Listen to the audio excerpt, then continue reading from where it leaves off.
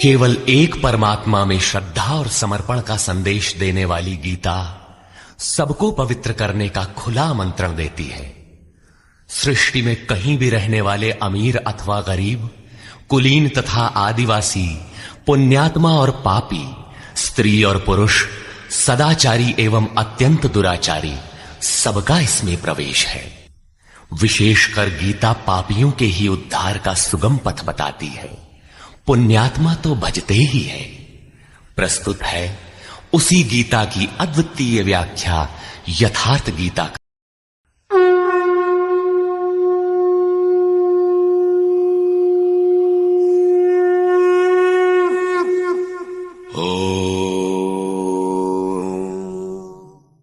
श्री परमात्मने नमः। यथार्थ गीता, श्रीमद् भगवत गीता, अथ द्वितीयो अध्यायः। प्रथम अध्याय गीता की प्रवेशिका है, जिसमें आरंभ में पथिक को प्रतीत होने वाली उलझनों का चित्रण है। लड़ने वाले संपूर्ण कौरव पांडव थे, किंतु संशय का पात्र मात्र अर्जुन है। अनुराग ही अर्जुन है। इष्ट के अनुरूप राग ही पथिक को क्षेत्र क्षेत्रज्ञ के संघर्ष के लिए प्रेरित करता है। अनुराग आरंभिक स्तर है। सदगृहस्थ आश्रम में रहते हुए ग्लानि होने लगे, अश्रुपात होता हो, कंठ अवरुद्ध होता हो, तो समझना कि यहीं से भजन आरंभ हो गया। अनुराग में ये सब कुछ आ जाता है। उसमें धर्म, नियम, सत्संग, भाव सभी विद्यमान होंगे। अनुराग के प्रथम चरण में पारिवारिक मोह बाधक बनता है। पहले सभी चाहते हैं कि हम उस परम सत्य को प्राप्त कर लें, किंतु आगे बढ़ने पर वो देखता है कि इन मधुर संबंधों का उच्छेद करना होगा। तब हताश हो जाता है। वो पहले से जो कुछ धर्म कर्म मानकर करता था, उतने में ही संतोष करने लगता है। अपने मोह की पुष्टि के लिए वो प्रचलित रूढ़ियों का प्रमाण भी प्रस्तुत करता है, जैसा अर्जुन ने किया कि कुल धर्म सनातन है। युद्ध से सनातन धर्म का लोप होगा, कुल क्षय होगा, स्वैराचार फैलेगा। ये अर्जुन का उत्तर नहीं था, बल्कि सद्गुरु के सान्निध्य से पूर्व की अपनाई गई एक कुरीति मात्र थी। इन्हीं कुरीतियों में फंसकर मनुष्य पृथक पृथक धर्म, अनेक संप्रदाय, छोटे बड़े गुट और असंख्य जातियों की रचना कर लेता है। कोई नाक दबाता है, कोई कान फाड़ता है। किसी के छूने से धर्म नष्ट होता है, तो कहीं रोटी पानी से धर्म नष्ट होता है। तो क्या अछूत या छूने वालों का दोष है? कदापि नहीं। दोष हमारे भ्रमदाताओं का है। धर्म के नाम पर हम कुरीति के शिकार हैं, इसलिए दोष हमारा है। महात्मा बुद्ध के समय में केश कंबल एक संप्रदाय था, जिसमें केश को बढ़ाकर कंबल की तरह प्रयोग करने को पूर्णता का मानदंड माना जाता था। कोई गोव्रतिक गाय की भांति रहने वाला था, तो कोई कुक्कुरव्रतिक कुत्ते की तरह खाने पीने रहने वाला था। ब्रह्म विद्या का इनसे कोई संबंध नहीं है। संप्रदाय और कुरीतियां पहले भी थीं, आज भी हैं। ठीक इसी प्रकार कृष्ण काल में भी संप्रदाय थे, कुरीतियां थीं। उनमें से एकाध कुरीति का शिकार अर्जुन भी था। उसने 4 तर्क प्रस्तुत किए। 1, ऐसे युद्ध से सनातन धर्म नष्ट हो जाएगा। 2, वर्ण संकर पैदा होगा। 3, पिंडोदक क्रिया लोप होगी। और 4, हम लोग कुलक्षय द्वारा महान पाप करने को उद्यत हुए हैं। इस पर योगेश्वर श्री कृष्ण ने कहा, करुणा से व्याप्त अश्रुपूर्ण व्याकुल नेत्रों वाले उस अर्जुन के प्रति मधुसूदन, मद का विनाश करने वाले भगवान ने ये वचन कहा, अर्जुन, इस विषम स्थल में तुझे ये अज्ञान कहां से हो गया? विषम स्थल अर्थात जिसकी समता का सृष्टि में कोई स्थल है ही नहीं, पारलौकिक है लक्ष्य जिसका, उस निर्विवाद स्थल पर तुझे अज्ञान कहां से हुआ? अज्ञान क्यों? अर्जुन तो सनातन धर्म की रक्षा के लिए कटिबद्ध है। क्या सनातन धर्म की रक्षा के लिए प्राणपण से तत्पर होना अज्ञान है? श्री कृष्ण कहते हैं, हां, ये अज्ञान है। न तो संभावित पुरुषों द्वारा इसका आचरण किया गया है, न स्वर्ग ही देने वाला है और न ये कीर्ति को ही करने वाला है। सन्मार्ग पर जो दृढ़तापूर्वक आरूढ़ है उसे आर्य कहते हैं। परिवार के लिए मरना मिटना यदि अज्ञान न होता तो महापुरुष उस पर अवश्य चले होते। यदि कुल धर्म ही सत्य होता तो स्वर्ग और कल्याण की निःश्रेणी अवश्य बनता। ये कीर्तिदायक भी नहीं है। मीरा भजन करने लगी तो लोग कहें मीरा भई बावरी, सास कहे कुल नाशी रे। जिस परिवार, कुल और मर्यादा के लिए मीरा की सास बिलख रही थी, आज उस कुलवंती सास को कोई नहीं जानता। मीरा को विश्व जानता है। ही किसी प्रकार परिवार के लिए जो परेशान हैं, उनकी भी कीर्ति कब तक रहेगी? जिसमें कीर्ति नहीं, कल्याण नहीं, श्रेष्ठ पुरुषों ने भूल कर भी जिसका आचरण नहीं किया, तो सिद्ध है कि वह अज्ञान है। अर्जुन, नपुंसकता को मत प्राप्त हो। क्या अर्जुन नपुंसक था? क्या आप पुरुष हैं? नपुंसक वो है जो पौरुष से हीन हो। सब अपनी समझ से पुरुषार्थ ही तो करते हैं। किसान रात दिन खून पसीना एक करके खेत में पुरुषार्थ ही तो करता है। कोई व्यापार में पुरुषार्थ समझता है तो कोई पद का दुरुपयोग करके पुरुषार्थी बनता है। जीवन भर पुरुषार्थ करने पर भी खाली हाथ जाना पड़ता है। स्पष्ट है कि ये पुरुषार्थ नहीं है। शुद्ध पुरुषार्थ है आत्मदर्शन। गार्गी ने याज्ञवल्क्य से कहा, नपुंसक पुमान ज्ञेयो यो न वेत्ति हृदि स्थितम पुरुषम स्वप्रकाशम तस्मानंदात्मानमव्ययम्। वो पुरुष होते हुए भी नपुंसक है जो हृदयस्थ आत्मा को नहीं पहचानता। वो आत्मा ही पुरुष स्वरूप, स्वयं प्रकाश, उत्तम आनंद युक्त और अव्यक्त, उसे पाने का प्रयास ही पौरुष है। अर्जुन, तू नपुंसकता को न प्राप्त हो, ये तेरे योग्य नहीं है। हे परम तप, हृदय की इस क्षुद्र दुर्बलता को त्याग कर युद्ध के लिए खड़ा हो। इस पर अर्जुन ने तीसरा प्रश्न प्रस्तुत किया। अहंकार का शमन करने वाले मधुसूदन, मैं रणभूमि में पितामह भीष्म और आचार्य द्रोण से किस प्रकार बाणों से युद्ध करूंगा, क्योंकि अरिसूदन वे दोनों ही पूजनीय हैं। द्वैत ही द्रोण है। प्रभु अलग है, हम अलग हैं। द्वैत का ये भान ही प्राप्ति की प्रेरणा का आरंभिक स्रोत है। यही द्रोणाचार्य का गुरुत्व है। भ्रम ही भीष्म है। जब तक भ्रम है तभी तक बच्चे, परिवार, रिश्तेदार सभी अपने लगते हैं। अपना लगने में भ्रम ही माध्यम है। आत्मा इन्हीं को पूज्य मानकर इनके साथ रहता है कि ये पिता हैं, दादा हैं, कुलगुरु हैं इत्यादि। साधन के पूर्ति काल में गुरु न चेला, पुरुष अकेला। न बंधुर न मित्रम गुरुर्नैव शिष्यः चिदानंद रूपः शिवोहम शिवोहम। जब चित्त उस परम आनंद में विलय हो जाता है तब न गुरु ज्ञान दाता और न शिष्य ग्रहण करता ही रह जाता है। यही परम की स्थिति है। गुरु का गुरुत्व प्राप्त कर लेने पर गुरुत्व एक जैसा हो जाता है। श्री कृष्ण कहते हैं, अर्जुन तू मुझ में निवास करेगा, जैसे श्री कृष्ण वैसा ही अर्जुन, और ठीक वैसा ही प्राप्ति वाला महापुरुष हो जाता है। ऐसी अवस्था में गुरु का भी विलय हो जाता है, गुरुत्व हृदय में प्रवाहित हो जाता है। अर्जुन गुरु पद की ढाल बनाकर इस संघर्ष में प्रवृत्त होने से कतराना चाहता है। वो कहता है, इन महानुभाव गुरुजनों को न मारकर मैं इस लोक में भिक्षा का अन्न भी श्रेयस्कर समझता हूं।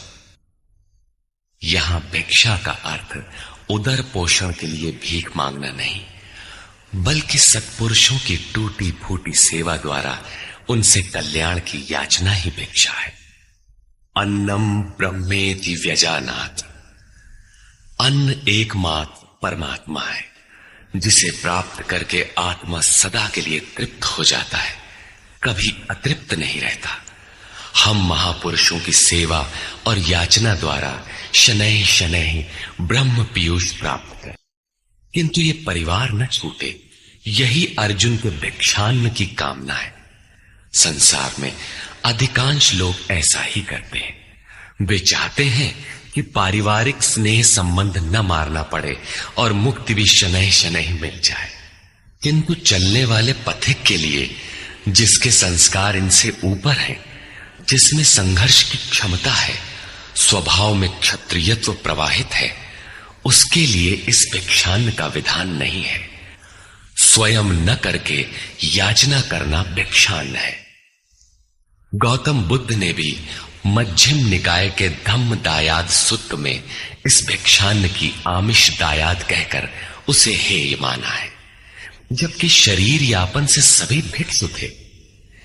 इन गुरुजनों को मारकर मिलेगा क्या? इस लोक में रुधिर से सने अर्थ और काम के भोग ही तो भोगने को मिलेंगे। अर्जुन कदाचित सोचता था कि भजन से भौतिक सुखों की मात्रा में अभिवृद्धि होगी। इतना संघर्ष झेलने के बाद भी इस शरीर के पोषक अर्थ और काम के भोग ही तो मिलेंगे। वो पुनः तर्क देता है, ये भी निश्चित नहीं है कि वो भोग मिलेगा ही। ये भी हम नहीं जानते कि हमारे लिए क्या करना श्रेयस्कर है, क्योंकि जो कुछ हमने कहा वो अज्ञान प्रमाणित हो गया। ये भी ज्ञात नहीं है कि हम जीतेंगे अथवा वे ही जीतेंगे। जिन्हें मारकर हम जीना भी नहीं चाहते, वे ही धृतराष्ट्र के पुत्र हमारे सामने खड़े हैं। अज्ञान रूपी धृतराष्ट्र से उत्पन्न मोह इत्यादि स्वजन समुदाय मिट ही जाएंगे, तब हम जीकर ही क्या करेंगे?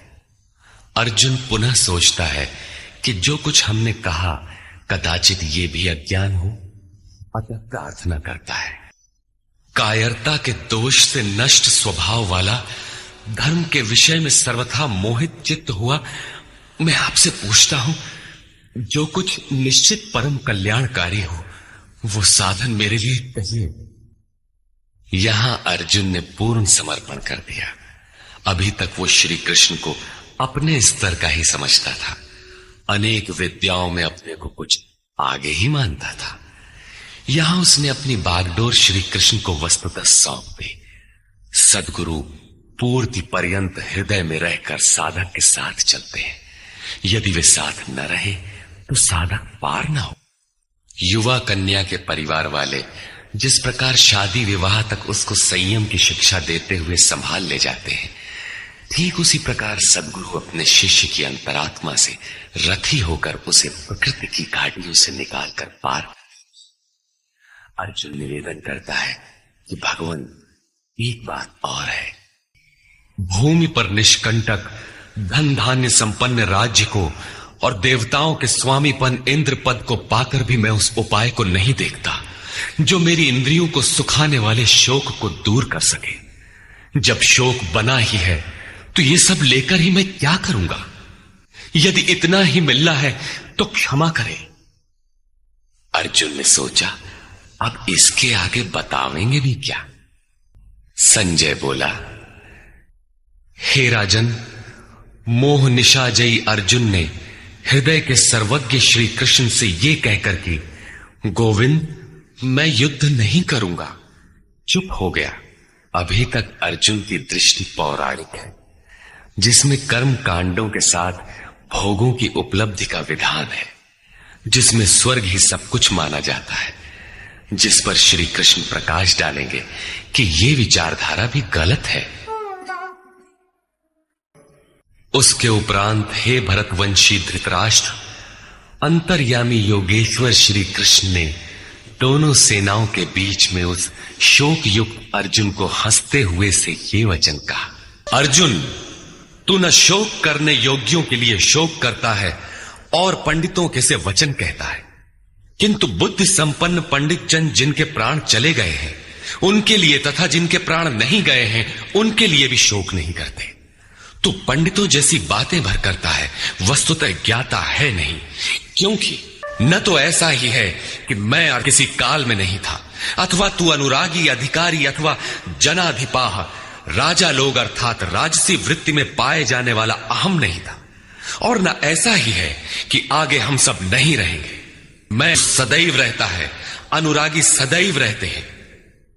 यहां योगेश्वर ने योग की अनादिता पर प्रकाश डालते हुए भविष्य में भी उसकी विद्यमानता पर बल दिया।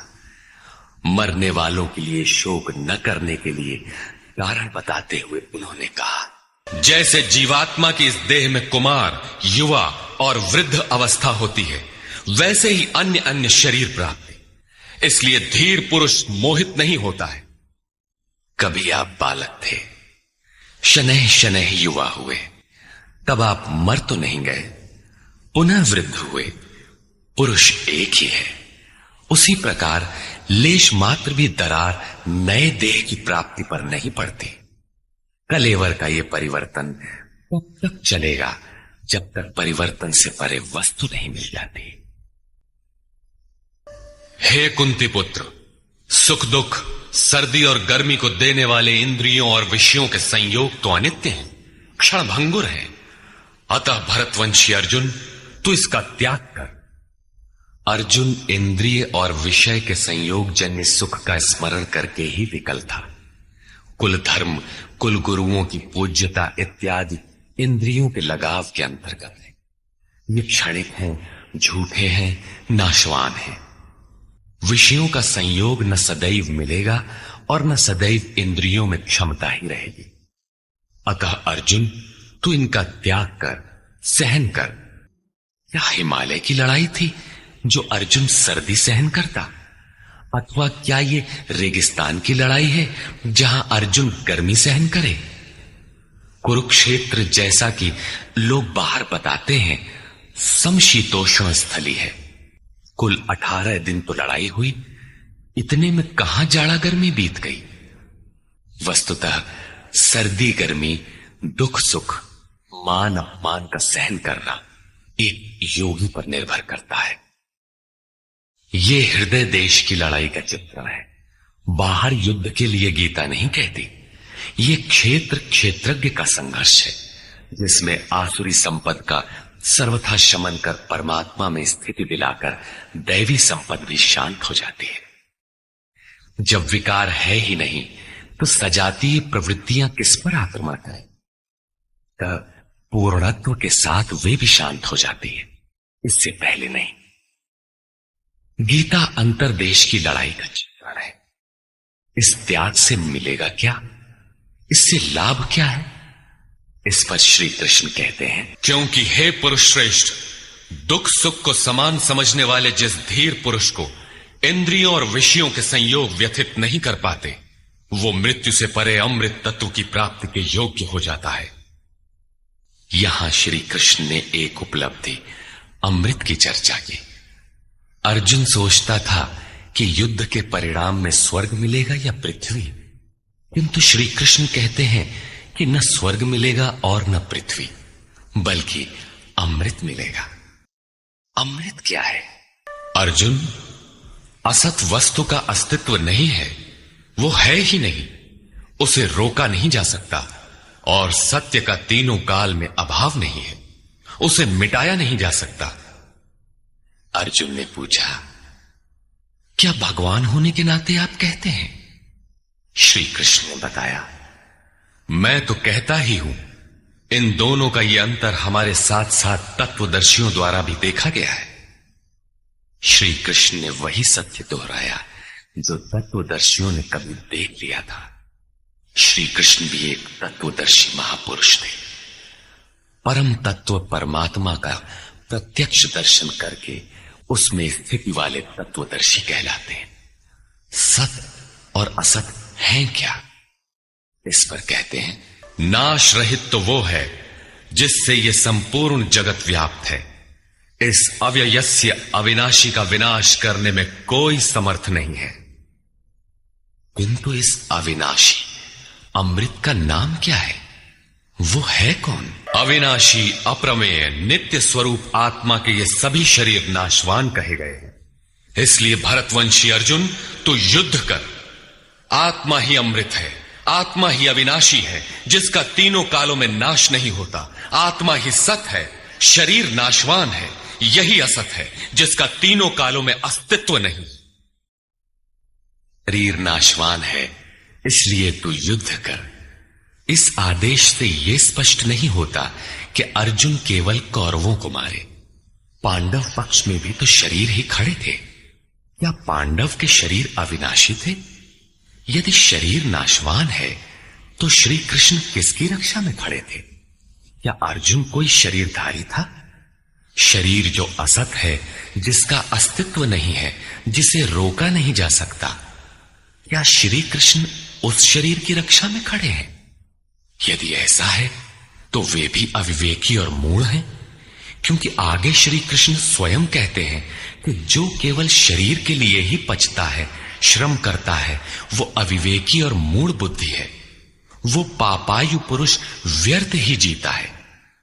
अंततः अर्जुन कौन था? वस्तुतः अनुराग ही अर्जुन है। अनुरागी के लिए इष्ट सदैव रथी बनकर साथ में रहते हैं, सखा की भांति उसका मार्गदर्शन करते हैं। आप शरीर नहीं हैं, शरीर तो आवरण है, रहने का मकान है। उसमें रहने वाला अनुराग पूरित आत्मा है। भौतिक युद्ध, मारने काटने से शरीरों का अंत नहीं होता। ये शरीर छूटेगा तो आत्मा दूसरा शरीर धारण कर लेगा। इसी संदर्भ में श्री कृष्ण कह चुके हैं कि जिस प्रकार बाल्यकाल से युवा या वृद्धावस्था आती है, उसी प्रकार देहांतर की प्राप्ति होती है। शरीर काटेंगे तो जीवात्मा नया वस्त्र बदल लेगा। शरीर संस्कारों के आश्रित है और संस्कार मन पर आधारित है। मन एव मनुष्याणाम कारणम बंध मोक्षयोः। मन का सर्वथा निरोध होना, अचल स्थिर ठहरना और अंतिम संस्कार का विलय एक ही क्रिया है। संस्कारों की सतह का टूट जाना ही शरीरों का अंत है। इसे तोड़ने के लिए आपको आराधना करनी होगी, जिसे श्री कृष्ण ने कर्म या निष्काम कर्मयोग की संज्ञा दी है। कृष्ण ने स्थान स्थान पर अर्जुन को युद्ध की प्रेरणा दी, किंतु एक भी श्लोक ऐसा नहीं है जो भौतिक युद्ध या मारकाट का समर्थन करता हो। ये युद्ध सजातीय विजातीय प्रवृत्तियों का है, अंतर्देश में है। जो इस आत्मा को मारने वाला मानता है तथा जो इस आत्मा को मरा हुआ समझता है, वे दोनों ही आत्मा को नहीं जानते, क्योंकि ये आत्मा न तो मारता है और न मारा ही जाता है। पुनः इसी पर बल देते हैं, ये आत्मा किसी काल में न तो जन्मता है और न मरता है, क्योंकि ये वस्त्र ही तो बदलता है। न ये आत्मा होकर अन्य कुछ होने वाला है, क्योंकि ये अजन्मा है, नित्य है, शाश्वत और पुरातन है। शरीर के नाश होने पर भी उसका नाश नहीं होता। आत्मा ही सत्य है, आत्मा ही पुरातन है, आत्मा ही शाश्वत और सनातन है। आप कौन है? सनातन धर्म के अनुयायी। सनातन कौन है? आत्मा।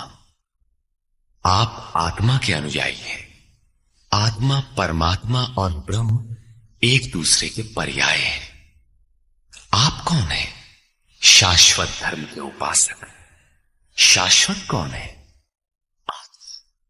अर्थात हम आप आत्मा के उपासक हैं। यदि आप आत्मिक पथ को नहीं जानते तो आपके पास शाश्वत सनातन नाम की कोई वस्तु नहीं है। उसके लिए आप आहें भरते हैं तो प्रत्याशी अवश्य है, किंतु सनातन धर्मी नहीं है। सनातन धर्म के नाम पर किसी कुरीति के शिकार है। देश विदेश में मानव मात्र में आत्मा एक ही जैसा है, इसलिए विश्व में कहीं भी कोई आत्मा की स्थिति दिलाने वाली क्रिया जानता है और उस पर चलने के लिए प्रयत्नशील है तो वो सनातन धर्मी है, चाहे वो अपने को ईसाई, मुसलमान, यहूदी या कुछ भी क्यों न कहे। पार्थिव शरीर को रथ बनाकर ब्रह्म रूपी लक्ष्य पर अचूक निशाना लगाने वाला पृथा पुत्र अर्जुन, जो पुरुष इस आत्मा को नाश रहित, नित्य, अजन्मा और अव्यक्त जानता है, वो पुरुष कैसे किसी को मरवाता है और कैसे किसी को मारता है। अविनाशी का विनाश असंभव है, अजन्मा जन्म नहीं लेता, अतः शरीर के लिए शोक नहीं करना चाहिए। इसी को उदाहरण से स्पष्ट करते हैं। जैसे मनुष्य जीर्णानि वासांसि, जीर्ण शीर्ण पुराने वस्त्रों को त्याग कर नए वस्त्रों को ग्रहण करता है, ठीक वैसे ही ये जीवात्मा पुराने शरीरों को त्याग कर दूसरे नए शरीरों को धारण करता है। जीर्ण होने पर ही नया शरीर धारण करना है तो शिशु क्यों मर जाते हैं? ये वस्त्र तो और विकसित होना चाहिए। वस्तुतः ये शरीर संस्कारों पर आधारित है। जब संस्कार जीर्ण होते हैं तो शरीर छूट जाता है। यदि संस्कार 2 दिन का है तो दूसरे दिन ही शरीर जीर्ण हो गया। इसके बाद मनुष्य एक श्वास भी अधिक नहीं जीता। संस्कार ही शरीर है। आत्मा संस्कारों के अनुसार नया शरीर धारण कर लेता है। अथा खलु ऋतुमयः पुरुषः यथा इहैव तथैव प्रेत्य भवति कृतं लोकम पुरुषोऽभिजायते। अर्थात ये पुरुष निश्चय ही संकल्पमय है। इस लोक में पुरुष जैसा निश्चय वाला होता है वैसा ही यहां से मरकर जाने पर होता है। अपने संकल्प से बनाए हुए शरीरों में पुरुष उत्पन्न होता है। इस प्रकार मृत्यु शरीर का परिवर्तन मात्र है, आत्मा नहीं मरता। पुनः इसकी अजरता अमरता पर बल देते हैं। अर्जुन, इस आत्मा को शस्त्रादि नहीं काटते, अग्नि इसे जला नहीं सकता, जल इसे गीला नहीं कर सकता और न वायु इसे सुखा ही सकता है। ये आत्मा अच्छेद्य है, इसे छेदा नहीं जा सकता। ये अदाह्य है, इसे जलाया नहीं जा सकता। ये अक्लेद्य है, इसे गीला नहीं किया जा सकता। आकाश इसे अपने में समाहित नहीं कर सकता। यह आत्मा निसंदेह, अशोष्य, सर्वव्यापक, अचल, स्थिर रहने वाला और सनातन है। अर्जुन ने कहा था कि कुल धर्म सनातन है। ऐसा युद्ध करने से सनातन धर्म नष्ट हो जाएगा, किंतु श्री कृष्ण ने इसे अज्ञान माना और आत्मा को ही सनातन बताया। आप कौन हैं? सनातन धर्म के अनुयायी। सनातन कौन है? आत्मा। यदि आप आत्मा पर्यंत दूरी तय करने वाली विधि विशेष से अवगत नहीं हैं, तो आप सनातन धर्म नहीं जानते। इसका कुपरिणाम सांप्रदायिकता में फंसे धर्म भीरू लोगों को भोगना पड़ रहा है। जब मैटर क्षेत्र में पैदा होने वाली कोई वस्तु इस सनातन का स्पर्श नहीं कर सकती, तो छूने खाने से सनातन धर्म नष्ट कैसे हो सकता है? यह धर्म नहीं, एक कुरीति परिस्थिति थी जिससे भारत में सांप्रदायिक वैमनस्य बढ़ा और राष्ट्रीय एकता की आज भी समस्या बनी हुई है। धर्म की शरण हम क्यों जाते हैं? क्योंकि हम मरण धर्मा है और धर्म कोई ठोस चीज है जिसकी शरण जाकर हम भी अमर हो जाए। हम तो मारने से मरेंगे और ये धर्म केवल छूने और खाने से मर जाएगा, तो हमारी क्या रक्षा करेगा? धर्म तो आपकी रक्षा करता है, आपसे शक्तिशाली है। आप तलवार से मरेंगे और धर्म वो छूने से नष्ट हो गया। कैसा है आपका धर्म? कुरीतियां नष्ट होती हैं, न कि सनातन। सनातन तो ऐसी ठोस वस्तु है जिसे शस्त्र नहीं काटते, अग्नि जला नहीं सकता, जल इसे गीला नहीं कर सकता। खान पान तो दूर, प्रकृति में उत्पन्न कोई वस्तु उसका स्पर्श भी नहीं कर पाती, तो वो सनातन नष्ट कैसे हो गया? ऐसी ही कतिपय कुरीतियां अर्जुन काल में भी थी। उनका शिकार अर्जुन भी था। उसने विलाप करते हुए गिड़गिड़ाकर कहा कि कुल धर्म सनातन है, युद्ध से सनातन धर्म नष्ट हो जाएगा। कुल धर्म नष्ट होने से हम अनंत काल तक नरक में चले जाएंगे। किंतु श्री कृष्ण ने कहा, तुझे ये अज्ञान कहां से उत्पन्न हो गया? सिद्ध है कि वो कोई कुरीति थी। तभी तो श्री कृष्ण ने उसका निराकरण किया और बताया कि आत्मा ही सनातन है। यदि आप आत्मिक पथ नहीं जानते तो सनातन धर्म में आपका अभी तक प्रवेश नहीं हुआ है। जब यह सनातन शाश्वत आत्मा सबके अंदर व्याप्त है तो खोजा किसे जाए? इस पर श्री कृष्ण कहते हैं, ये आत्मा अव्यक्त अर्थात इंद्रियों का विषय नहीं है। इंद्रियों के द्वारा इसे समझा नहीं जा सकता। जब तक इंद्रियों और विषयों का संयोग है तब तक आत्मा तो है, किंतु उसे समझा नहीं जा सकता। वो अचिंत्य है। जब तक चित्त और चित्त की लहर है तब तक वो शाश्वत है तो, किंतु हमारे दर्शन, उपभोग और प्रवेश के लिए नहीं है। अतः चित्त का निरोध करें। पीछे श्री कृष्ण बता आए हैं कि असत वस्तु का अस्तित्व नहीं है और सत का तीनों कालों में अभाव नहीं है। वो सत है आत्मा। आत्मा ही अपरिवर्तनशील, शाश्वत, सनातन और अव्यक्त है। तत्वदर्शियों ने आत्मा को इन विशेष गुणधर्मों से युक्त देखा। न 10 भाषाओं के ज्ञाता ने देखा, न किसी समृद्धशाली ने देखा, बल्कि तत्वदर्शियों ने देखा। श्री कृष्ण ने आगे बताया कि तत्व है परमात्मा। मन के निरोध काल में साधक उसका दर्शन और उसमें प्रवेश पाता है। प्राप्ति काल में भगवान मिलते हैं और दूसरे ही क्षण वो अपने आत्मा को ईश्वरीय गुण धर्मों से विभूषित देखता है। वो देखता है कि आत्मा ही सत्य, सनातन और परिपूर्ण है। ये आत्मा अचिंत्य है। ये विकार रहित अर्थात न बदलने वाला कहा जाता है। अतः अर्जुन, आत्मा को ऐसा जानकर तू शोक करने योग्य नहीं है। अब श्री कृष्ण अर्जुन के विचारों में विरोधाभास दिखाते हैं, जो सामान्य तर्क है। यदि तू इसे सदैव जन्मने वाला और सदा मरने वाला माने, तब भी तुझे शोक नहीं करना चाहिए, क्योंकि ऐसा मान लेने पर भी जन्मने वाले की निश्चित मृत्यु और मरने वाले का निश्चित जन्म सिद्ध होता है। इसलिए भी तू बिना उपाय वाले इस विषय में शोक करने लायक नहीं है। जिसका कोई इलाज नहीं, उसके लिए शोक करना एक अन्य दुख को आमंत्रित करना है। अर्जुन, संपूर्ण प्राणी जन्म से पहले बिना शरीर वाले और मरने के बाद भी बिना शरीर वाले हैं। जन्म के पूर्व और पश्चात भी दिखाई नहीं पड़ते, केवल जन्म मृत्यु के बीच में ही शरीर धारण किए हुए दिखाई देते हैं। अतः इस परिवर्तन के लिए व्यर्थ की चिंता क्यों करते हो? इस आत्मा को देखता कौन है? इस पर कहते हैं, पहले श्री कृष्ण ने कहा था कि इस आत्मा को तत्वदर्शियों ने देखा है। अब तत्व दर्शन की दुर्लभता पर प्रकाश डालते हैं कि कोई विरला महापुरुष ही इस आत्मा को आश्चर्य की तरह देखता है, सुनता नहीं, प्रत्यक्ष देखता है। और वैसे ही दूसरा कोई महापुरुष ही आश्चर्य की तरह इसके तत्व को कहता है। जिसने देखा है वही यथार्थ कह सकता है। दूसरा कोई विरला साधक इसे आश्चर्य की भांति सुनता है। सब सुनते भी नहीं, क्योंकि ये अधिकारी के लिए ही है। हे अर्जुन, कोई कोई तो सुनकर भी इस आत्मा को नहीं जान पाते, क्योंकि साधन पार नहीं लगता। आप लाख ज्ञान की बातें सुने, समझें, बाल की खाल निकाल कर समझें, लालायित भी रहें, किंतु मोह बड़ा प्रबल है। थोड़ी देर बाद ही आप अपनी सांसारिक व्यवस्थाओं में लिप्त हो।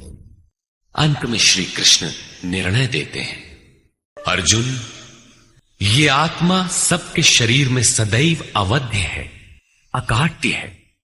इसलिए संपूर्ण भूत प्राणियों के लिए तो शोक करने योग्य नहीं है। आत्मा ही सनातन है, इस तथ्य का प्रतिपादन करके, इसका प्रभुता सहित वर्णन करके यह प्रश्न यहीं पूरा हो जाता है। अब प्रश्न खड़ा होता है कि इसकी प्राप्ति कैसे हो। संपूर्ण गीता में इसके लिए दो ही मार्ग, पहला निष्काम कर्म योग और दूसरा ज्ञान योग। दोनों मार्गों में किया जाने वाला कर्म एक ही है। उस कर्म की अनिवार्यता पर बल देते हुए योगेश्वर श्री कृष्ण ज्ञान योग के विषय में कहते हैं, अर्जुन, स्वधर्म देखकर भी तू भय करने योग्य नहीं है, क्योंकि धर्म संयुक्त युद्ध से बढ़कर अन्य कोई परम कल्याणकारी मार्ग क्षत्रिय के लिए नहीं है। अभी तक तो आत्मा शाश्वत है, आत्मा सनातन है, वही एकमात्र धर्म है कहा गया है। अब ये स्वधर्म कैसा? धर्म तो एकमात्र आत्मा ही है, वो तो अचल स्थिर है, तो धर्माचरण क्या?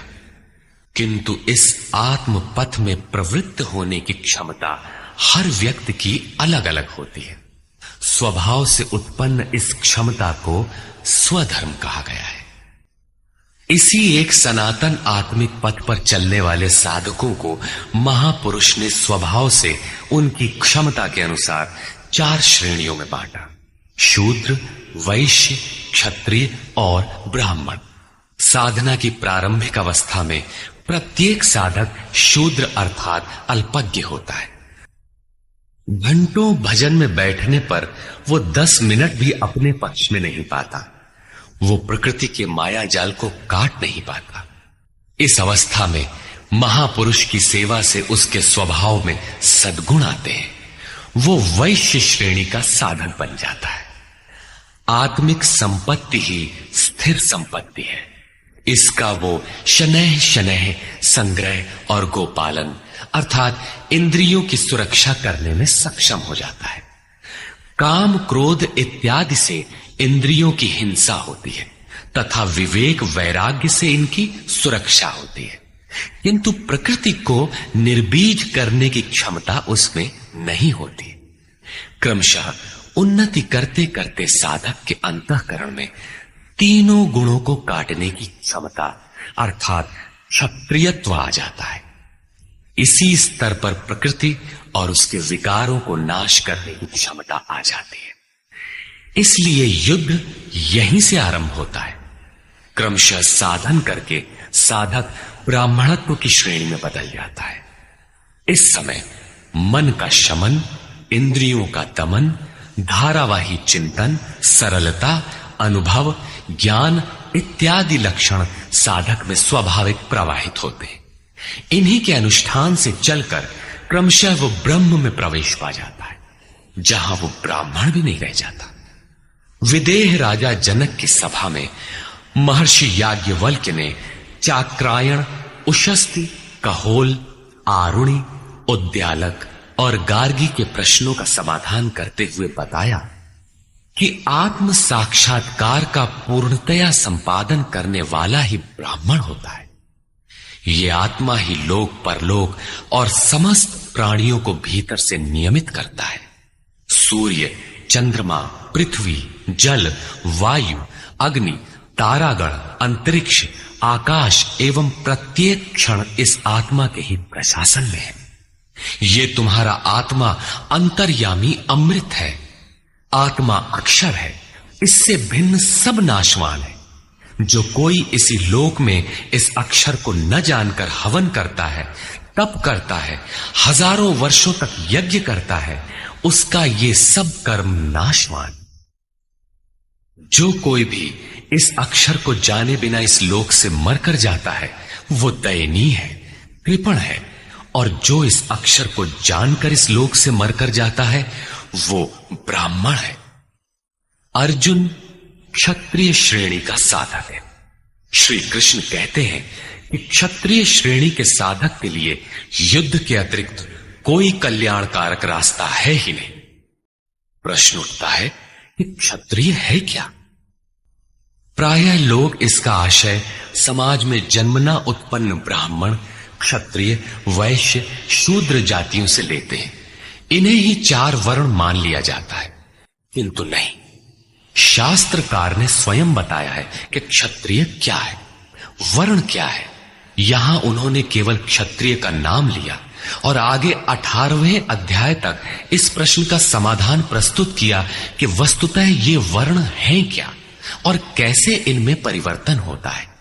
श्री कृष्ण ने कहा, चातुर्वर्ण्यम मया सृष्टम, 4 वर्णों की सृष्टि मैंने की। तो क्या मनुष्यों को बांटा? श्री कृष्ण कहते हैं कि नहीं, गुण कर्म विभागशः, गुणों के माध्यम से कर्म को 4 भागों में बांटा।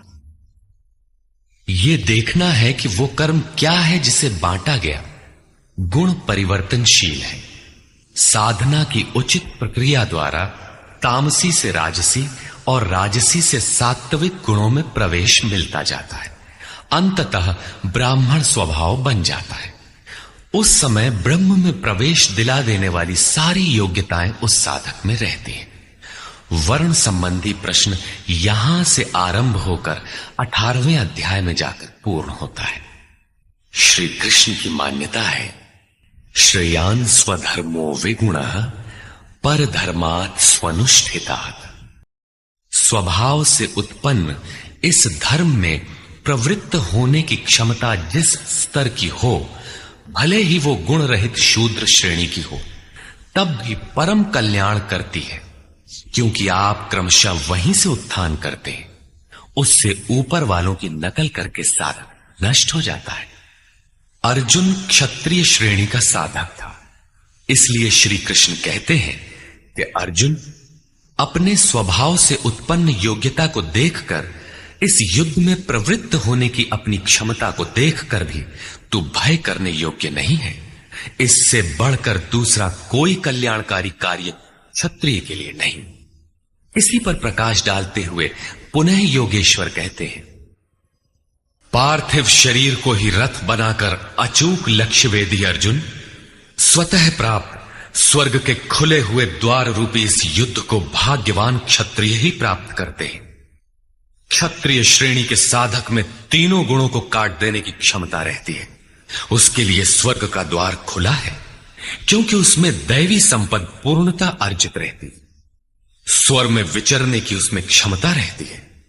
यही खुला हुआ स्वर्ग का द्वार है। क्षेत्र क्षेत्रज्ञ के इस युद्ध को भाग्यवान क्षत्रिय ही पाते हैं, क्योंकि उनमें ही संघर्ष की क्षमता है। दुनिया में लड़ाइयां होती हैं, विश्व सिमट कर लड़ता है, प्रत्येक जाति लड़ती है, किंतु शाश्वत विजय जीतने वाले को भी नहीं मिलती। ये तो बदले हैं। जो जिसको जितना दबाता है, कालांतर में उसे भी उतना ही दबना पड़ता है। ये कैसी विजय है जिसमें इंद्रियों को सुखाने वाला शोक बना ही रहता है, अंत में शरीर भी नष्ट हो जाता है।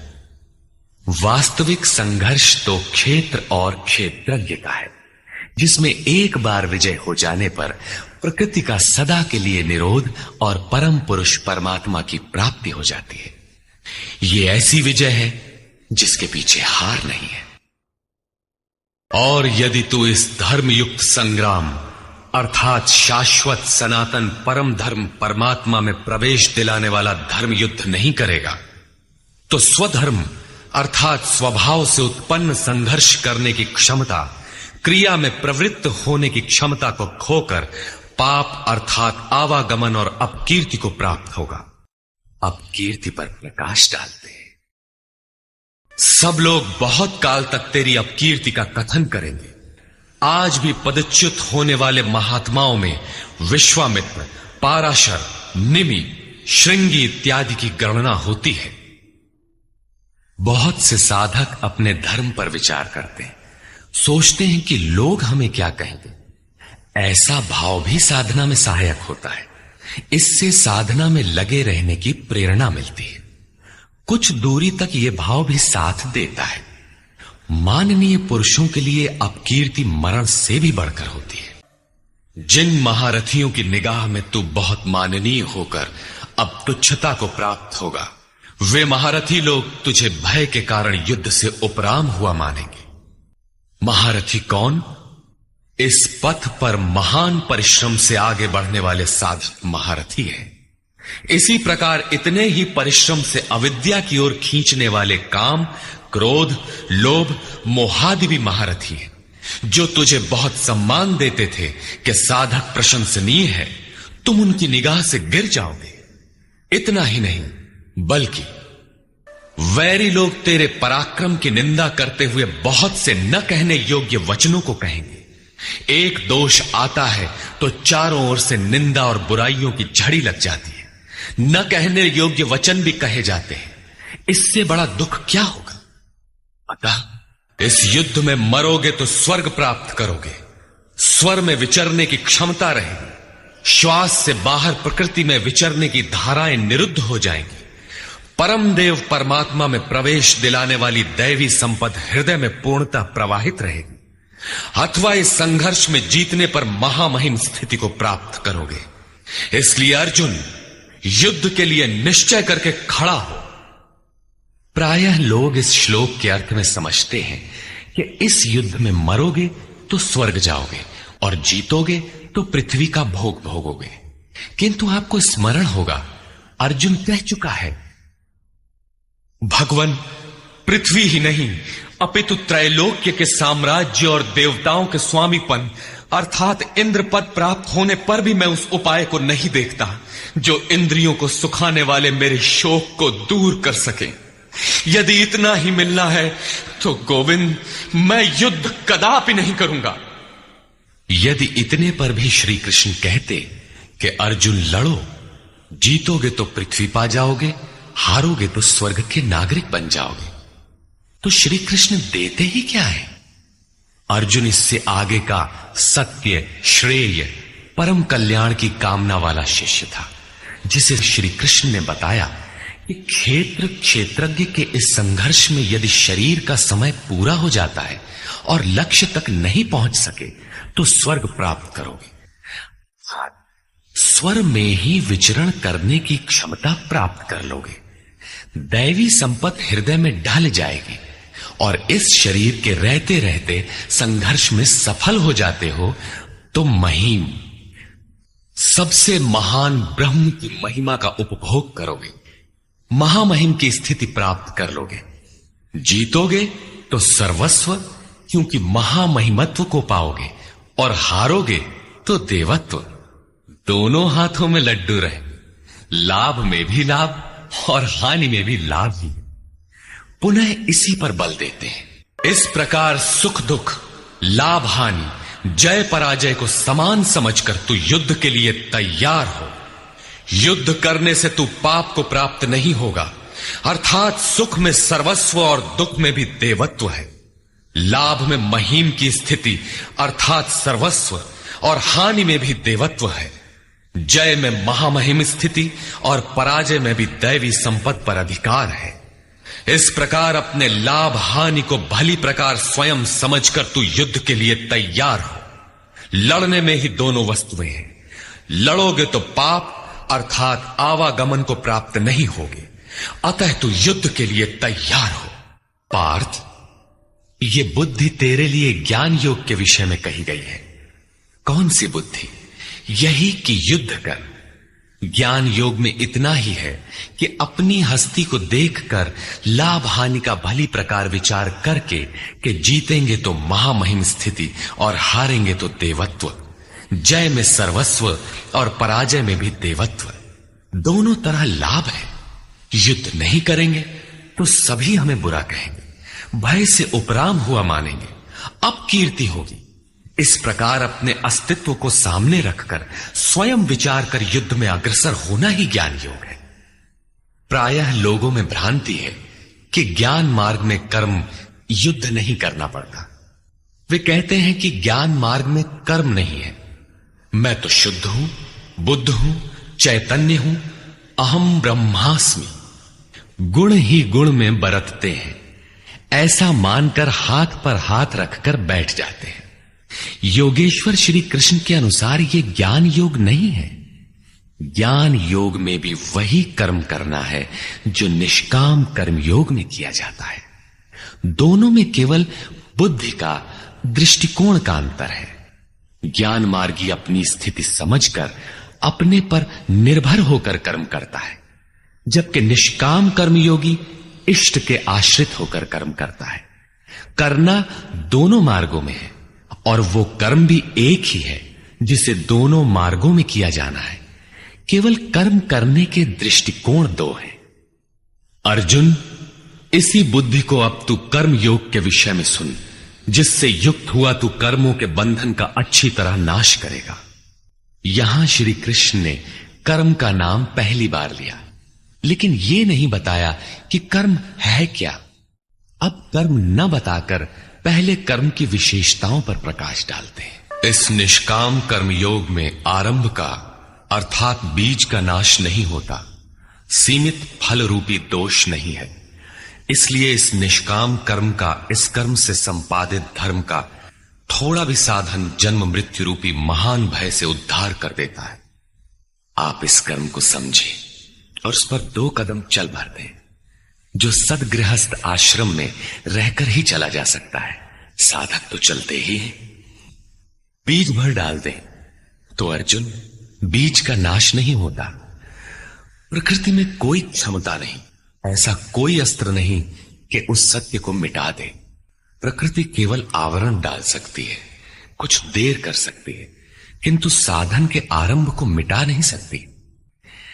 आगे श्री कृष्ण ने बताया कि सभी पापियों से भी बड़ा पापी ही क्यों ना हो, ज्ञान रूपी नौका द्वारा निसंदेह पार हो जाएगा। ठीक उसी बात को यहां कहते हैं कि अर्जुन, निष्काम कर्म योग का बीजारोपण भर कर दें तो उस बीज का कभी नाश नहीं होता। विपरीत फल रूपी दोष भी इसमें नहीं होता कि आपको स्वर्ग, रिद्धियों या सिद्धियों तक पहुंचाकर छोड़ दे। आप ये साधन भले छोड़ दें, किंतु यह साधन आपका उद्धार करके ही छोड़ेगा। इस निष्काम कर्म योग का थोड़ा सा भी साधन जन्म मृत्यु के महान भय से उद्धार कर देता है। अनेक जन्म संसिद्धस्ततो याति पराम गति। कर्म का यह बीजारोपण अनेक जन्म के पश्चात वहीं खड़ा कर देगा जहां परम धाम है, परम गति है। इसी क्रम में आगे कहते हैं, अर्जुन, इस निष्काम कर्म योग में क्रियात्मक बुद्धि एक ही है, क्रिया एक है और परिणाम एक ही है। आत्मिक संपत्ति ही स्थिर संपत्ति है। इस संपत्ति को प्रकृति के द्वंद्व में शनैः शनैः अर्जित करना व्यवसाय है। यह व्यवसाय अथवा निश्चयात्मक क्रिया भी एक ही है। तब तो जो लोग बहुत सी क्रियाएं बताते हैं, क्या वे भजन नहीं करते? श्री कृष्ण कहते हैं, हां, वे भजन नहीं करते। उन पुरुषों की बुद्धि अनंत शाखाओं वाली होती है, इसलिए अनंत क्रियाओं का विस्तार कर लेते हैं। पार्थ, वे कामात्माना, कामनाओं से युक्त, वेदवादरता, वेद के वाक्यों में अनुरक्त, स्वर्गपरा, स्वर्ग को ही परम लक्ष्य मानते हैं कि इसके आगे कुछ है ही नहीं। ऐसा कहने वाले अविवेकी जन जन्म मृत्यु रूपी फल देने वाली भोग और ऐश्वर्य की प्राप्ति के लिए बहुत सी क्रियाओं का विस्तार कर लेते हैं और दिखावटी शोभा युक्त वाणी में व्यक्त भी करते हैं। अर्थात अविवेकियों की बुद्धि अनंत भेदों वाली होती है। वे फल वाले वाक्य में ही अनुरक्त रहते हैं, वेद के वाक्यों को ही प्रमाण मानते हैं, स्वर्ग को ही श्रेष्ठ मानते हैं। उनकी बुद्धि बहुत सी भेदों वाली है, इसलिए अनंत क्रियाओं की रचना कर लेते हैं। वे नाम तो परम तत्व परमात्मा का ही लेते हैं, किंतु उसकी ओट में अनंत क्रियाओं का विस्तार कर लेते हैं। तो क्या अनंत क्रियाएं कर्म नहीं है? श्री कृष्ण कहते हैं, नहीं, क्रियाएं कर्म नहीं है। तो वो एक निश्चित क्रिया है क्या?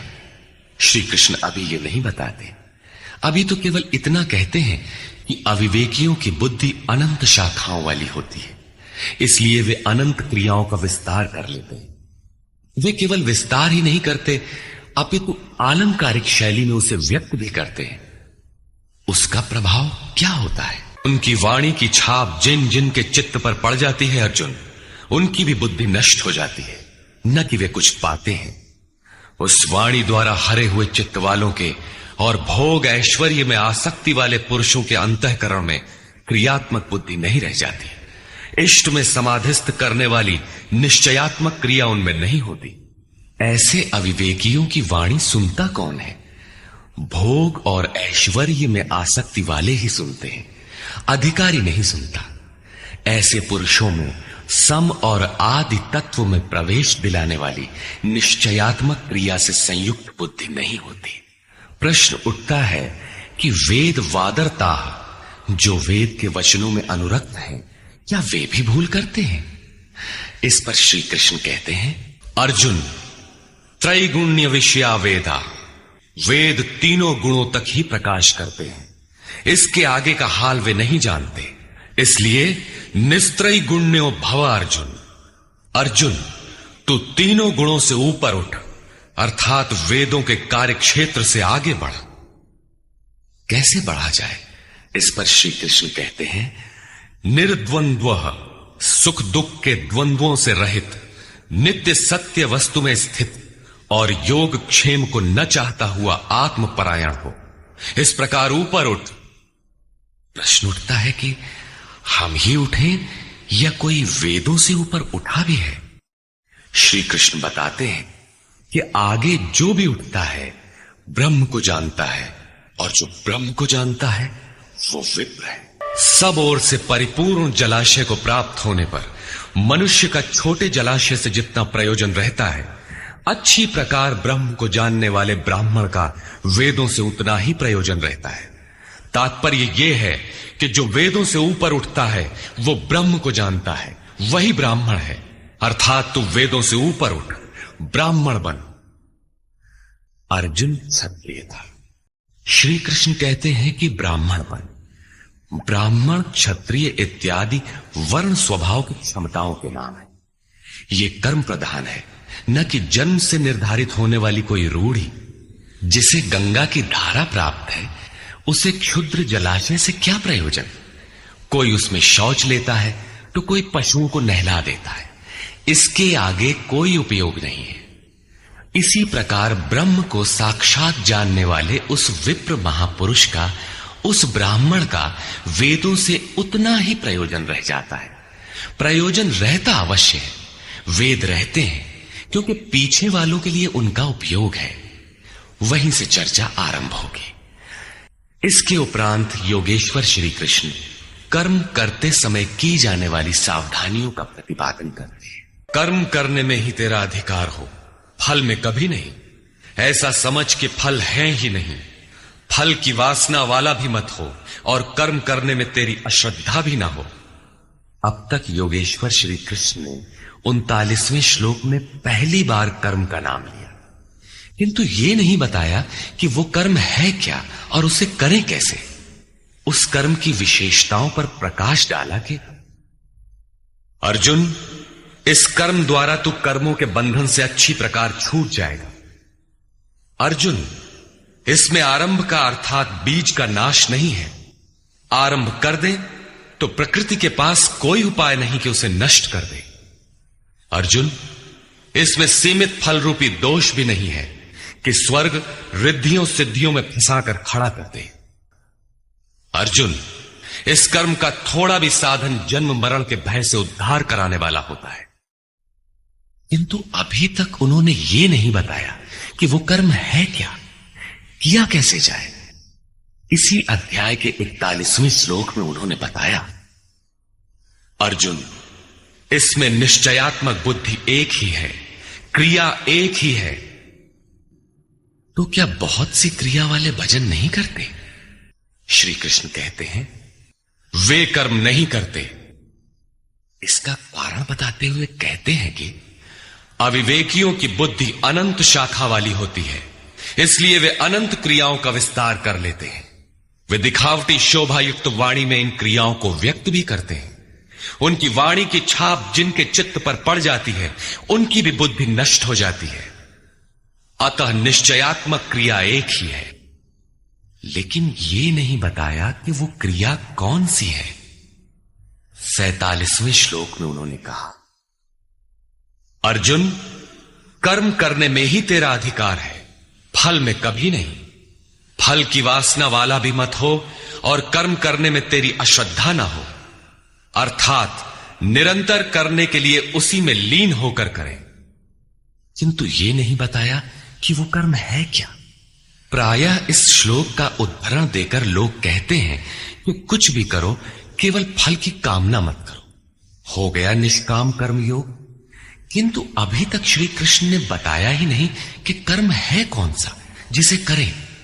यहां पर केवल कर्म की विशेषताओं पर प्रकाश डाला कि कर्म देता क्या है और कर्म को करते समय बरती जाने वाली सावधानियां क्या हैं, उन पर प्रकाश डाला। प्रश्न ज्यों का त्यों बना हुआ है, जिसे योगेश्वर आगे अध्याय 3-4 में स्पष्ट करेंगे। पुनः इसी पर बल देते हैं। धनंजय, आसक्ति और संग दोष को त्याग कर सिद्धि और असिद्धि में समान भाव रखकर योग में स्थित होकर कर्म कर।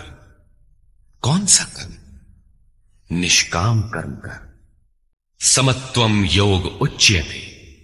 ये समत्व भाव ही योग कहलाता है। विषमता जिसमें ना हो, ऐसा भाव समत्व कहलाता है।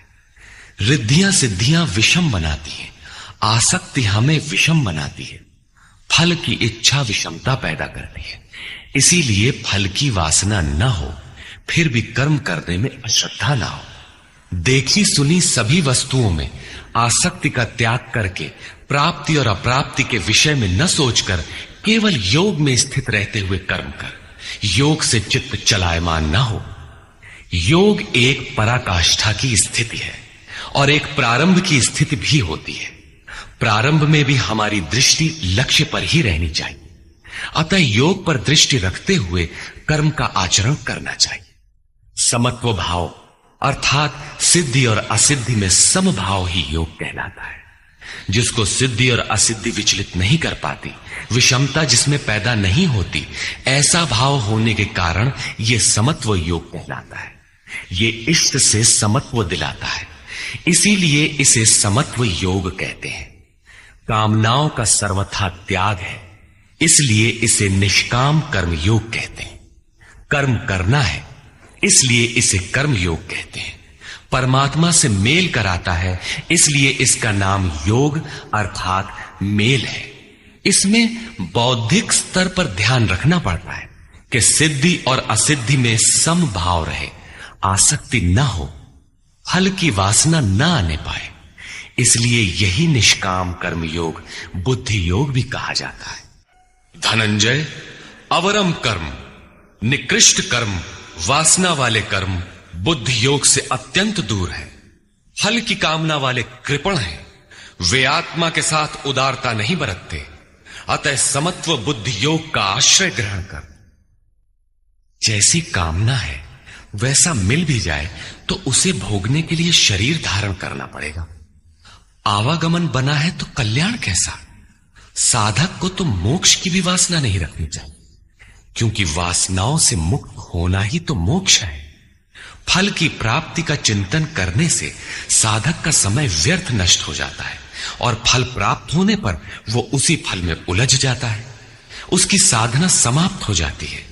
आगे वो भजन क्यों करे, वहां से वो भटक जाता है।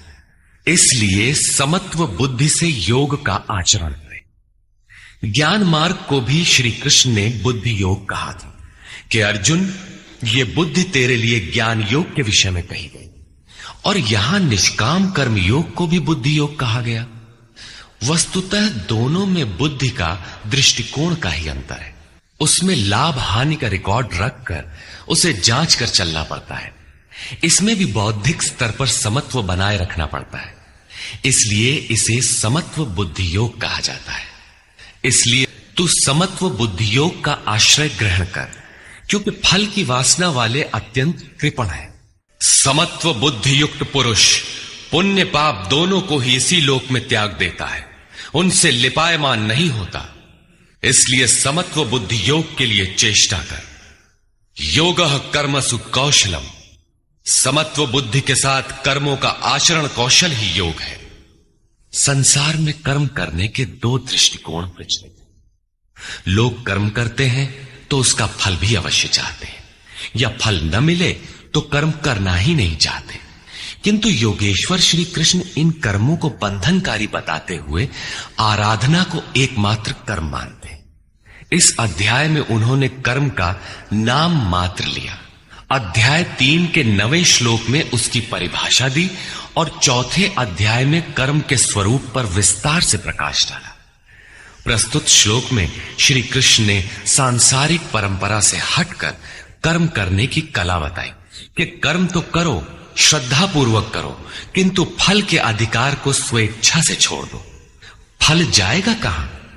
यही कर्मों के करने का कौशल है। निष्काम साधक की समग्र शक्ति इस प्रकार कर्म में लगी रहती है। फिर भी जिज्ञासा स्वाभाविक है कि क्या सदैव कर्म ही करते रहना है या इसका कुछ परिणाम भी निकलेगा? इसे देखें। बुद्धि योग से युक्त ज्ञानी जन कर्मों से उत्पन्न होने वाले फल को त्याग कर जन्म और मृत्यु के बंधन से छूट जाते हैं। वे निर्दोष अमृतमय परम पद को प्राप्त होते हैं। अर्जुन की दृष्टि त्रिलोकी के साम्राज्य तथा देवताओं के स्वामीपन तक ही सीमित थी। इतने तक के लिए भी वो युद्ध में प्रवृत्त नहीं हो रहा था। यहां श्री कृष्ण उसे नवीन तथ्य उद्घाटित करते हैं कि आसक्ति रहित कर्म द्वारा अनामय पद प्राप्त होता है। निष्काम कर्म योग परम पद को दिलाता है, जहां मृत्यु का प्रवेश नहीं है। इस कर्म में प्रवृत्ति कब होगी? जिस काल में तेरी साधक की बुद्धि मोह रूपी दलदल को पूर्णतः पार कर लेगी, लेश मात्र भी मोह न रह जाए, उस समय जो सुनने योग्य है उसे तू सुन सकेगा और सुने हुए के अनुसार वैराग्य को प्राप्त हो सकेगा, अर्थात उसे आचरण में ढाल सकेगा।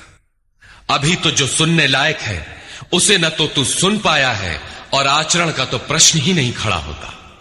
इसी योग्यता पर पुनः प्रकाश डालते हैं।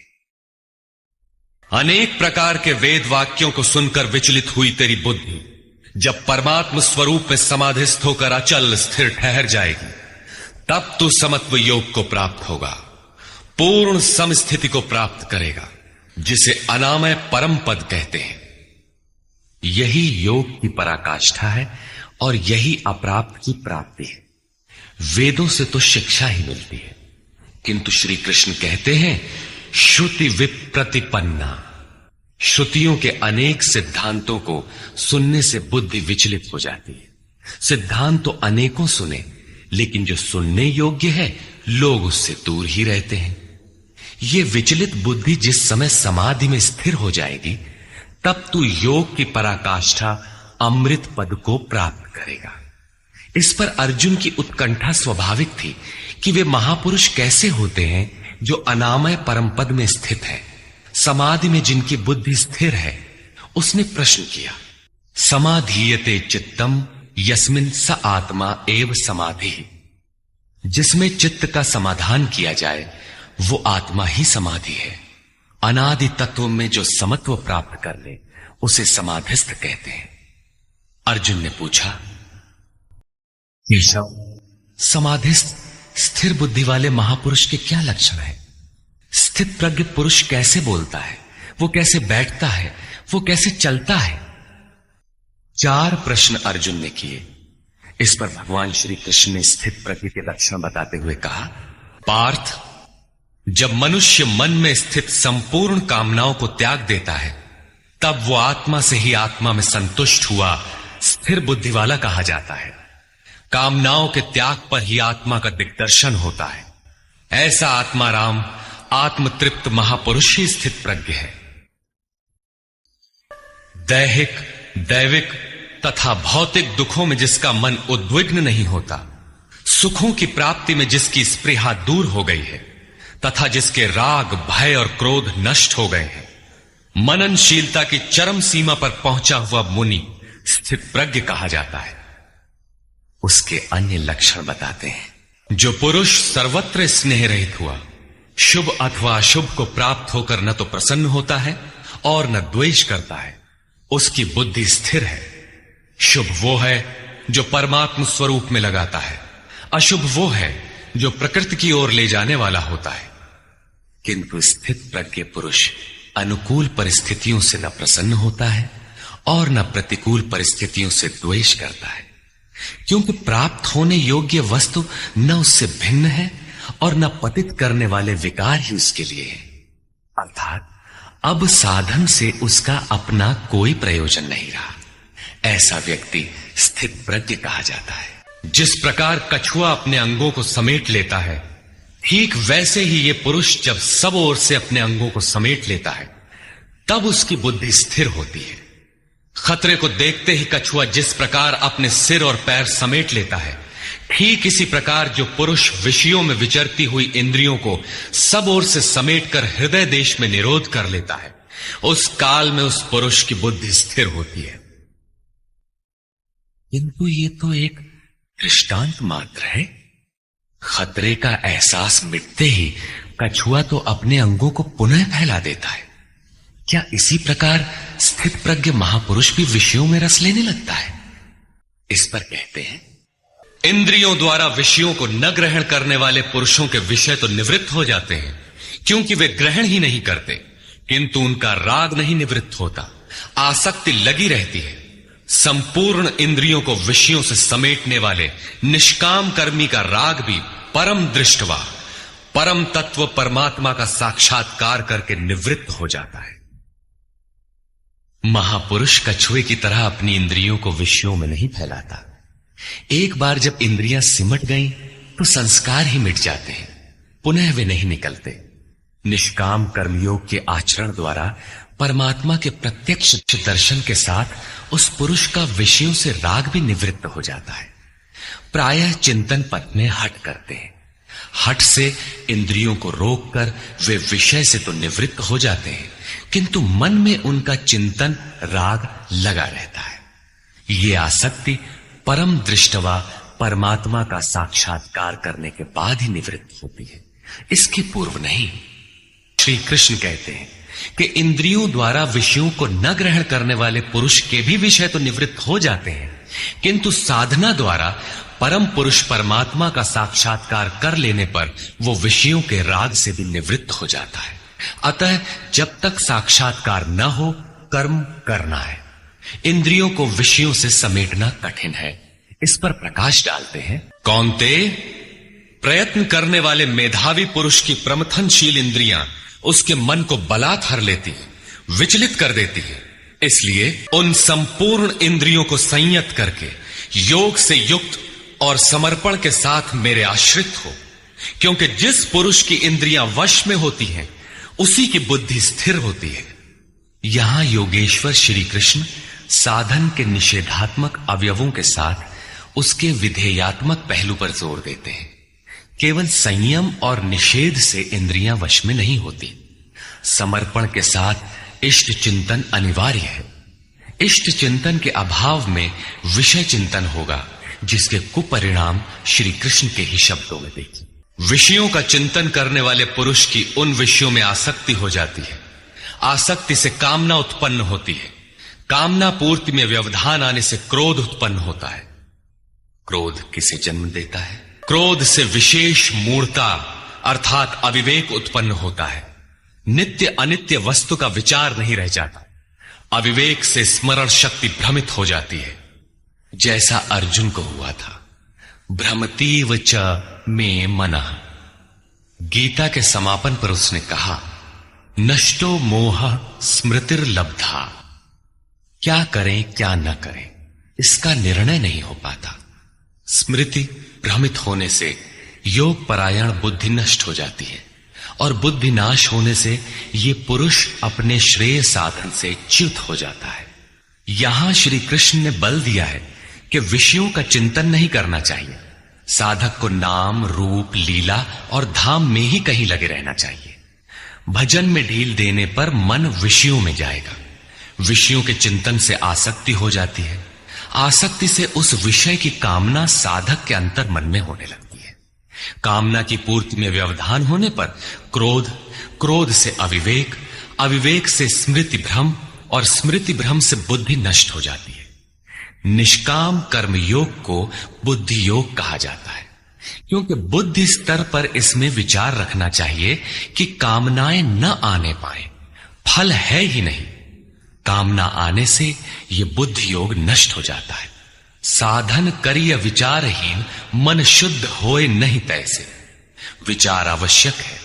विचार शून्य पुरुष श्रेय साधन से नीचे गिर जाता है, साधन क्रम टूट जाता है, सर्वथा नष्ट नहीं होता। भोग के पश्चात साधन वहीं से पुनः आरंभ होता है जहां अवरुद्ध हुआ था। ये तो विषयाभिमुख साधक की गति है। स्वाधीन अंतःकरण वाला साधक किस गति को प्राप्त होता है?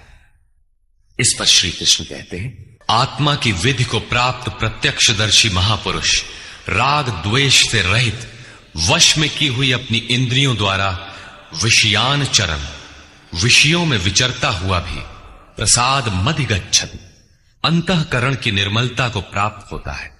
वो अपनी भाव दृष्टि में रहता है।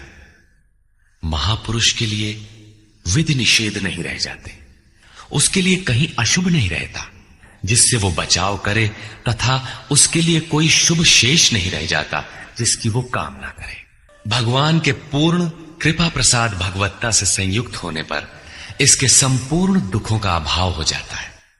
दुखालयम अशाश्वतम, संसार का अभाव हो जाता है और उस प्रसन्न चित्त वाले पुरुष की बुद्धि शीघ्र ही अच्छी प्रकार स्थिर हो जाती है। किंतु जो योग युक्त नहीं है उनकी दशा पर प्रकाश डालते हैं। योग साधन रहित पुरुष के अंतःकरण में निष्काम कर्मयुक्त बुद्धि नहीं होती। उस अयुक्त के अंतःकरण में भाव भी नहीं होता। भावना रहित पुरुष को शांति कहा और अशांत पुरुष को सुख कहा। योग क्रिया करने से कुछ दिखाई पड़ने पर ही भाव बनता है। जाने बिनु ना होई परितीत, भावना बिना शांति नहीं मिलती और शांति रहित पुरुष को सुख अर्थात शाश्वत सनातन की प्राप्ति नहीं होती। जल में नाव को जिस प्रकार वायु हरण करके गंतव्य से दूर कर देता है, ठीक वैसे ही विषयों में विचरण करती हुई इंद्रियों में जिस इंद्रिय के साथ मन रहता है, वो एक ही इंद्रिय उस अयुक्त पुरुष की बुद्धि को हर लेती है। अतः योग का आचरण अनिवार्य है। क्रियात्मक आचरण पर श्री कृष्ण पुनः बल देते हैं। इससे हे महाबाहो, जिस पुरुष की इंद्रियां इंद्रियों के विषयों से सर्वथा वश में की हुई होती हैं, उसकी बुद्धि स्थिर होती है। बाहु कार्य क्षेत्र का प्रतीक है। भगवान महाबाहु एवं आजानुबाहु कहे जाते हैं। वे बिना हाथ पैर के सर्वत्र कार्य करते हैं। उनमें जो प्रवेश पाता है या जो उसी भगवत्ता की ओर अग्रसर है, वो भी महाबाहु है। श्री कृष्ण और अर्जुन दोनों को महाबाहु कहा गया है। संपूर्ण भूत प्राणियों के लिए वो परमात्मा रात्रि के तुल्य है, क्योंकि दिखाई नहीं देता, न विचार ही काम करता है, इसलिए रात्रि सदृश है। उस रात्रि में परमात्मा में संयमी पुरुष भली प्रकार देखता है, चलता है, जागता है, क्योंकि वहां उसकी पकड़ है। योगी इंद्रियों के संयम द्वारा उसमें प्रवेश पा जाता है। जिन नाशवान सांसारिक सुख भोग के लिए संपूर्ण प्राणी रात दिन परिश्रम करते हैं, योगी के लिए वही निशा है। रमा विलासु राम अनुरागी, तजत बमन जिमि जन बड़ भागी। जो योगी परमार्थ पथ में निरंतर सजग और भौतिक ऐषणाओं से सर्वथा निष्प्रिय होता है, वही उस इष्ट में प्रवेश पाता है। वो रहता तो संसार में ही है, किंतु संसार का उस पर प्रभाव नहीं पड़ता। महापुरुष की इस रहने का चित्रण देखें। जैसे सब ओर से परिपूर्ण अचल प्रतिष्ठा वाले समुद्र में नदियों के जल उसको चलायमान न करते हुए बड़े वेग से उसमें समा जाते हैं, ठीक वैसे ही परमात्मा में स्थित प्रज्ञ पुरुष में संपूर्ण भोग विकार उत्पन्न किए बिना समा जाते हैं। ऐसा पुरुष परम शांति को प्राप्त होता है, न कि भोगों को चाहने वाला। भयंकर वेग से बहने वाली सहस्त्रों नदियों के स्रोत फसल को नष्ट करते हुए, हत्याएं करते हुए, नगरों को डुबाते हुए, हाहाकार मचाते हुए बड़े वेग से समुद्र में गिरते हैं, किंतु समुद्र को न 1 इंच ऊपर उठा पाते हैं और न गिरा ही पाते हैं, बल्कि उसी में समाहित हो जाते हैं। ठीक इसी प्रकार स्थित प्रज्ञ महापुरुष के प्रति संपूर्ण भोग उतने ही वेग से आते हैं, किंतु समाहित हो जाते हैं। उन महापुरुषों में न शुभ संस्कार डाल पाते हैं, न अशुभ। योगी के कर्म अशुक्ल और अकृष्ण होते हैं, क्योंकि जिस चित्त पर संस्कार पड़ते हैं उसका निरोध और विलीनीकरण हो गया। इसके साथ ही भगवत्ता की स्थिति आ गई। अब संस्कार पड़े भी तो कहां। इस एक ही श्लोक में श्री कृष्ण ने अर्जुन के कई प्रश्नों का समाधान कर दिया। उसकी जिज्ञासा थी कि स्थित प्रज्ञ महापुरुष के लक्षण क्या है, वो कैसे बोलता है, कैसे बैठता है, कैसे चलता है। श्री कृष्ण ने एक ही शब्द में उत्तर दिया कि वे समुद्रवत होते हैं। उनके लिए विधि निषेध नहीं होता कि ऐसे बैठो और ऐसे चलो। वे ही परम शांति को प्राप्त होते हैं, क्योंकि वे संयमी हैं। भोगों की कामना वाला शांति नहीं पाता। इसी पर पुनः बल देते हैं, जो पुरुष संपूर्ण कामनाओं को त्याग कर निर्ममः मैं और मेरे के भाव तथा अहंकार और स्पृहा से रहित होता हुआ बरतता है, वो उस परम शांति को प्राप्त होता है जिसके बाद कुछ भी पाना शेष नहीं रह जाता। पार्थ, उपर्युक्त स्थिति ब्रह्म को प्राप्त हुए पुरुष की स्थिति है। समुद्रवत उन महापुरुषों में विषय नदियों की तरह समा जाते हैं। वे पूर्ण संयमी और प्रत्यक्षता परमात्मदर्शी हैं। केवल अहम ब्रह्मास्मि पढ़ लेने या रट लेने से यह स्थिति नहीं मिलती। साधन करके ही इस ब्रह्म की स्थिति को पाया जाता है। ऐसा महापुरुष ब्रह्म निष्ठा में स्थित रहते हुए शरीर के अंत काल में भी ब्रह्मानंद को ही प्राप्त होता है। निष्कर्ष, प्रायः कुछ लोग कहते हैं कि दूसरे अध्याय में गीता पूर्ण हो गई, किंतु यदि केवल कर्म का नाम मात्र लेने से कर्म पूरा हो जाता हो तब तो गीता का समापन माना जा सकता है। इस अध्याय में योगेश्वर श्री कृष्ण ने यही बताया कि अर्जुन, निष्काम कर्मयोग के विषय में सुन, जिसे जानकर तू संसार बंधन से छूट जाएगा। कर्म करने में तेरा अधिकार है, फल में कभी नहीं। कर्म करने में तेरी अश्रद्धा भी ना हो, निरंतर करने के लिए तत्पर हो जा। इसके परिणाम में तू परम दृष्टवा, परम पुरुष का दर्शन कर स्थित प्रज्ञ बनेगा, परम शांति पाएगा। किंतु यह नहीं बताया कि कर्म है क्या। यह सांख्य योग नामक अध्याय नहीं है। यह नाम शास्त्रकार का नहीं अपितु टीकाकारों की देन है। वे अपनी बुद्धि के अनुसार ही ग्रहण करते हैं, तो आश्चर्य क्या है। इस अध्याय में कर्म की गरिमा, उसे करने में बरती जाने वाली सावधानी और स्थित प्रज्ञ के लक्षण बताकर श्री कृष्ण ने अर्जुन के मन में कर्म के प्रति उत्कंठा जागृत की है। उसे कुछ प्रश्न दिए हैं। आत्मा शाश्वत है, सनातन है, उसे जानकर तत्वदर्शी बनो। उसकी प्राप्ति के दो साधन हैं, ज्ञान योग और निष्काम कर्म योग। अपनी शक्ति को समझकर हानि लाभ का स्वयं निर्णय लेकर कर्म में प्रवृत्त होना ज्ञान मार्ग है, तथा इष्ट पर निर्भर होकर समर्पण के साथ उसी कर्म में प्रवृत्त होना निष्काम कर्म मार्ग या भक्ति मार्ग है। गोस्वामी तुलसीदास ने दोनों का चित्रण इस प्रकार किया है। मोरे प्रौढ़ तनय सम ज्ञानी, बालक सुत समदास अमानी। जनहि मोर बल निज बल ताही, दुह कह काम क्रोध रिपु आही। मेरे दो प्रकार के भजने वाले, एक ज्ञान मार्गी, दूसरा भक्ति मार्गी।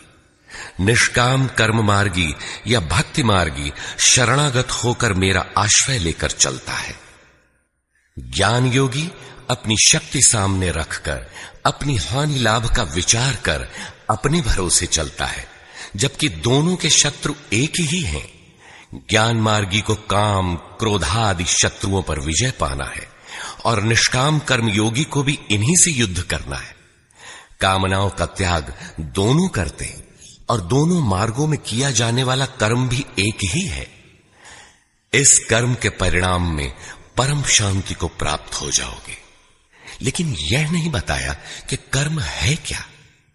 अब आपके भी समक्ष कर्म एक प्रश्न है। अर्जुन के मन में भी कर्म के प्रति जिज्ञासा हुई। तीसरे अध्याय के आरंभ में ही उसने कर्म विषयक प्रश्न प्रस्तुत किया। अतः इस प्रकार श्रीमद् भगवद गीता के भाष्य यथार्थ गीता का दूसरा अध्याय पूर्ण होता है। हरिओम। हमारे चैनल को सब्सक्राइब करें और सनातन धर्म का प्रचार करें। जय श्री राम।